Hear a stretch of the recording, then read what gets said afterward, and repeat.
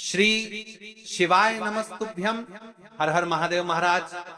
ये जो 23 सितंबर मंगलवार ये दिन, देखिए आप सभी लोग जानते हो कि अभी नवरात्रि चल रही है और ये जो 23 सितंबर मंगलवार के दिन इस आश्विन माह का पहला दिन है महाराज। नवरात्रि के इस पावन पर्व पर 23 सितंबर मंगलवार इस दिन प्रतिपदा तिथि पड़ रही है और ये कोई आम प्रतिपदा नहीं है, ये आश्विन माह की प्रतिपदा तिथि है। आप सभी को पता है ये साल में केवल एक बार ही आती है। इस दिन केवल यदि इस एकमात्र उपाय को कर लेते हैं तो महाराज जो भी हमारे जीवन में समस्या चल रही है, धन संपदा में कमी, कार्य में वृद्धि न होना, घर में दुख कष्ट, सारी समस्या समाप्त होती है। क्योंकि ये उपाय एकमात्र आश्विन मास की प्रतिपदा और विशेषकर नवरात्रि में किया जाता है।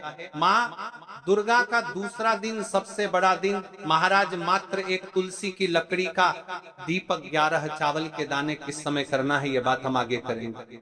तो देखिए आप सभी जानते हैं कि ये 23 सितंबर मंगलवार आश्विन माह की प्रतिपदा और नवरात्रि का समय आपको इस उपाय को करना है। मेरी कई सारी माताएं महीने नवरात्रि में व्रत रखती है और पूजा पाठ करती हैं, उनसे विशेष का निवेदन है नवरात्रि के पावन पर्व पर एक छोटा सा कार्य रात्रि के समय अवश्य करें। अब देखिए महाराज, यदि आपके घर का कोई भी एक व्यक्ति इस दिन मात्र एक तुलसी की लकड़ी का दीपक 11 चावल के दाने उपाय अवश्य करें। भक्तों, शिव महापुराण की कथा में बताया गया है कि आश्विन की प्रतिपदा का सबसे बड़ा विशेष महत्व होता है क्योंकि माँ दुर्गा हमारे बीच में होती हैं। जैसे कि 23 सितंबर मंगलवार, देखिए आप सभी को पता है कि अभी आश्विन माह प्रारंभ हुआ है और नवरात्रि का दूसरा दिन प्रतिपदा तिथि भी पड़ रही है। यदि हम आश्विन माह में छोटे से छोटा दिन कोई सा भी उपाय करते हैं तो उसका फल तो हमें अवश्य ही मिलता है, लेकिन यदि प्रतिपदा पर करें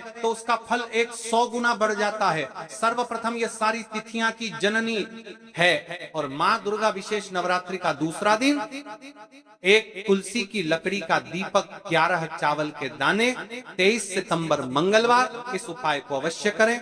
आप सभी को पता है कि आश्विन माह और प्रतिपदा का यदि कोई सा उपाय है तो वह केवल और केवल एक तुलसी की लकड़ी का दीपक 11 चावल के दाने वाला उपाय। आपको इस उपाय को किस समय करना है, सुबह के समय या प्रदोष काल में, ये संपूर्ण बातें हम आगे करेंगे। अब देखिए महाराज, यदि हम नवरात्रि के इस विशेष पावन पर्व पर माता रानी के समक्ष और उनके इन विशेष दिनों पर यदि यह हम उपाय करते हैं तो महाराज यह उपाय और विशाल अत्यंत बलशाली हो जाता है। तो हमारे जीवन में चल रही कठिनाइयों समाप्त होती है। जैसे कि पितृदोष, काल सर्प दोष, वास्तु दोष, उसी प्रकार से हमें मात्र एक तुलसी की लकड़ी का दीपक 11 चावल के दाने उपाय को करना है। 23 सितंबर मंगलवार, सबसे बड़ा दिन, आश्विन माह का पहला दिन, प्रतिपदा तिथि। ऐसे मौके बार बार नहीं मिलते, केवल वर्ष में एक बार ही इस उपाय को करने का मौका मिलता है। देखिए मेरी कई सारी अन्य माताएं बहनें हैं जिन्होंने इस उपाय को आज तक किया ही ना हो और उन्हें इस उपाय के बारे में पता ही ना हो। तो देखिए आज की इस कथा से हम आपको जो उपाय बता रहे हैं, उस उपाय को आपको नवरात्रि के इस दूसरे दिन, प्रतिपदा तिथि वाले दिन, आपको इस उपाय को अवश्य करना है क्योंकि यह उपाय केवल विशेष तिथि पर और विशेष पावन पर्व पर ही किए जाते हैं। और देखिए यदि इस उपाय को आपका घर का कोई एक व्यक्ति भी कर लेता है तो महाराज जी पूरे घर परिवार में चल रही समस्या साथ में समाप्त होती है। इस उपाय को करने का तो फल हमें मिलता ही है, लेकिन यदि किसी विशेष तिथि पर किया जाए तो उसका भी हमें फल प्राप्त होता है। आश्विन माह, यह महीना माँ दुर्गा को समर्पित है। देखिए महाराज जी, हमने हमारी पिछली बार की कई सारी शिव महापुराण की कथाओं में आपको इस उपाय को अच्छे तरीके से बताया भी है और समझाया भी है, लेकिन आज एक बार फिर से हम आपको इस उपाय को समझाएंगे क्योंकि 23 सितंबर मंगलवार का दिन सबसे बड़ा और विशेष दिन है।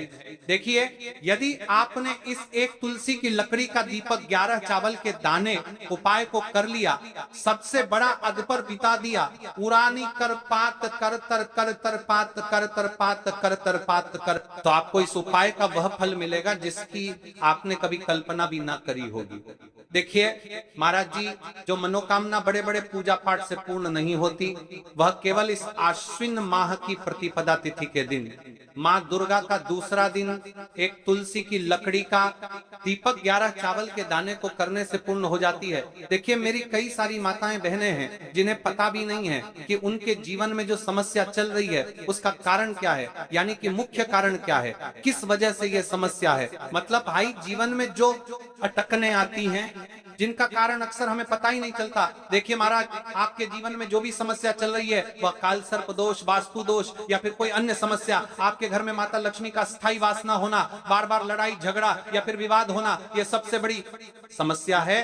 तो महाराज यदि हम माता रानी के इस पावन पर्व पर इस अश्विन महीने में प्रतिपादन तिथि के दिन इस उपाय को करते हैं तो जो भी समस्या चल रही है वह सारी समस्या समाप्त होती है, क्योंकि यह तिथि कोई आम तिथि नहीं है, यह सबसे बड़ी और विशेष तिथि है। मात्र एक तुलसी की लकड़ी का दीपक 11 चावल, तो इस उपाय का फल 100 गुना बढ़ जाता है। देखिए महाराज, एक तुलसी की लकड़ी का दीपक 11 चावल के दाने प्रतिपदा की घड़ी में यह उपाय करके एक दीपक जलाकर हम अपने घर के नकारात्मक बंधनों को तोड़ने, एक तुलसी की लकड़ी का दीपक 11 चावल के दाने अवश्य करें। देखिए महाराज जी, हम आपको आगे चलकर संपूर्ण बातें बताने वाले हैं कि इस उपाय को आपको किस प्रकार करना है, सामग्री कहां से लेनी है, किस समय करना है, कैसे करना है। ठीक है, तो आपको इस कथा के अंतिम तक बने रहना है। देखिए हम राशि से जुड़ा भाग्य भी बता रहे हैं और भाग्य में चल रही परेशानियों को भी बता रहे हैं। तो यदि आप अपनी राशि से जुड़ा भाग्य जानना चाहते हैं तो अपना नाम और अपनी राशि कमेंट बॉक्स में अवश्य लिखें। अगली वीडियो में हम आपको आपकी राशि से जुड़ा भाग्य बताएंगे। अब बात कर लेते हैं उपाय के बारे में। तो देखिए महाराज जी, इस एक तुलसी की लकड़ी का दीपक 11 चावल के दाने वाला उपाय है, तो आपको इस उपाय को अवश्य करना है। देखिए अब बात कर लेते हैं हम उपाय के बारे में। इस उपाय को कौन कौन व्यक्ति के बारे में देखिए कर सकता है, मतलब कि आपके घर का कौन कौन सदस्य इस उपाय को कर सकता है। मेरी कई सारी अन्य माता बहनें रहती है जो अपने स्वयं के लिए, अपने स्वयं के जीवन में चल रही परेशानियों को समाप्त करने के लिए उपाय यदि करना चाहती है तो वह अवश्य कर सकती है महाराज। और मेरी कई माताएं बहनें अपने परिवार वालों के लिए, अपने सदस्यों के लिए उपाय करना चाहते हैं तो वह भी कर सकती है। ध्यान रहे, एक तुलसी की लकड़ी का दीपक 11 चावल के दाने। तो उपाय की ओर आगे बढ़ने से पहले हम जान लेते हैं, कल जिन माता बहनों ने कमेंट किया था अपनी राशि से जुड़ा भाग्य जानने के लिए, वे लोग जान लो आज अपनी राशि से जुड़ा भाग्य, कल की 2 विशेष राशि लिए। देखिए सबसे पहली राशि है कन्या राशि। इस दिन आश्विन माह की प्रतिपदा तिथि से कन्या जातकों को धन, समृद्धि और पारिवारिक सुख की प्राप्ति होगी। रुके हुए कार्यों में सफलता मिलने की संभावना है। दूसरी राशि तुला राशि। तुला राशि वालों के लिए यह दिन शुभ रहेगा।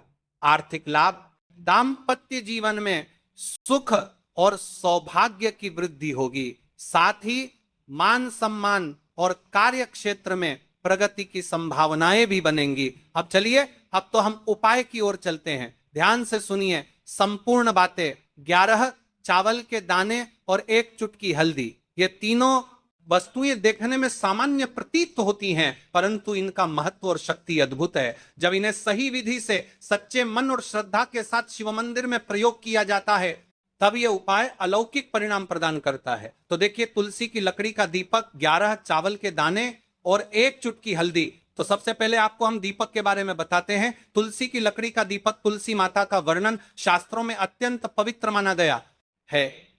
तुलसी के बिना कोई भी पूजन अधूरा है। यद्यपि शिवजी को तुलसी अर्पित नहीं की जाती, परंतु तुलसी की लकड़ी का उपयोग जब दीपक के रूप में किया जाता है तो यह विशेष ऊर्जा उत्पन्न करती है। देखिए महाराज जी, अब हम बात कर लेते हैं सबसे पहले उपाय के बारे में।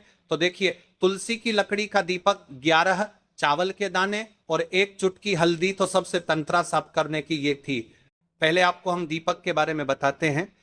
तुलसी की लकड़ी का दीपक, तुलसी माता का वर्णन शास्त्रों में अत्यंत पवित्र माना गया है।